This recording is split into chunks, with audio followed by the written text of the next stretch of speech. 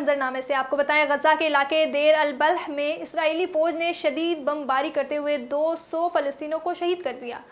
अरब media का कहना है कि इसराइली फौज की देर अल-बलह के अस्पताल अक्सा के अतराफ गोला बारी जारी है। इसराइली फौज ने देर अल-बलह में नसीरात, अल-मगाजी और अल-बहरीज कंपनियों को निशाना बनाया। चीन में माहौल दोस्त न्यू एनर्जी गाड़ियों की सनत जदीद खतूत पर इस्तवार। मसनूई जहानत की मदद से एक फैक्ट्री की मशीनें सालाना 6 लाख कारों को बिजली फराहम करने के लिए काफ़ी बैटरियां तैयार कर सकती है। चीनी माहिरीन रवायती लिथियम बैटरियों को मुस्तकबिल के मुतबादिल के साथ भी तब्दील करने की कोशिश कर रहे हैं। मज़ीद तफसीलात बीजिंग से हमारे नुमाइंदे शाहिद अफराज खान की रिपोर्ट में। चीन इस वक्त अपने जदीद मसनूआत और जदीद टेक्नोलॉजीज़ की बदौलत एक इंतहाई मरबूत सप्लाई चैन की तश्कील से मुल्क को आलमी इलेक्ट्रिक व्हीकल मार्केट में मज़ीद कामयाबियों की जानिब गामजन कर रहा है। चीन के मुख्तलिफ इलाके एक ऐसा जदीद माहौलियाती निज़ाम अपना रहे हैं जो न्यू एनर्जी गाड़ियों के तमाम पैदावारी मराहिल का अहाता करता है।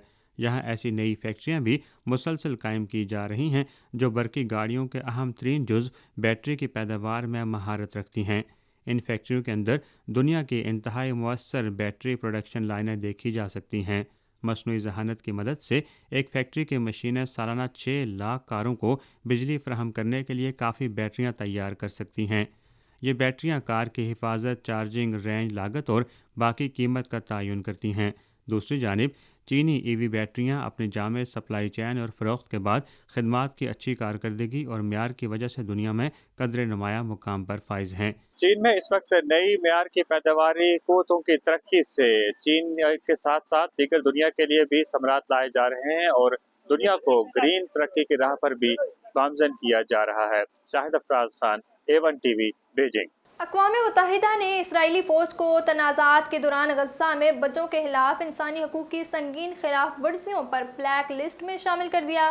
गैर मुल्की मीडिया के मुताबिक इसराइली बर्बरियत के नतीजे में 7 अक्टूबर से अब तक गज़ा में 15,500 से ज़्यादा बच्चे शहीद हो चुके हैं।